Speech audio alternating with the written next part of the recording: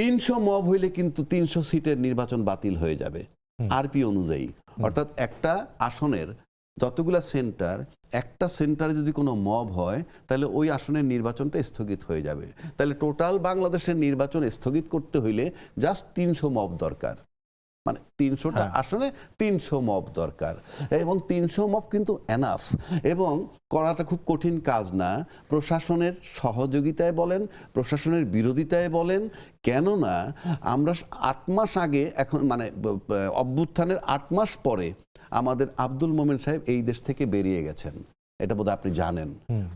এবং সে তার পরচুলা নাই, কিছু দাঁড়িয়ে আছে, সুন্দর দেখতে, ভালো লাগতেছে, এবং অকপটে সে সত্য কথাগুলা বলছে।